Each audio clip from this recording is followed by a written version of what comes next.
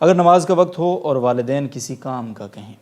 تو پہلے نماز پڑھنی چاہیے یا والدین کی بات ماننی چاہیے، جو کام ہے وہ کرنا چاہیے؟ دیکھیے، والدین کی اطاعت بھی ضروری ہے اور نماز بھی ایک اہم فریضہ ہے۔ جی نماز کو چھوڑنا تو کسی حالت میں بھی ٹھیک نہیں ہے، جی البتہ اس میں کے وقت میں تھوڑی سی تاخیر کر سکتے ہیں یا نہیں کر سکتے ہیں، تو وہ کام کی نوعیت کو دیکھ لیں۔ ٹھیک اگر ضرورت اس طرح کی ہے کہ اس کو اگر پورا نہ کیا جائے تو اسے حرج لازم آتا ہے، ٹھیک ہے والدین کو بہت سخت ضرورت ہے، تو وہ کام کر کے پھر اپنی جماعت اپنی نماز پڑھ لیں۔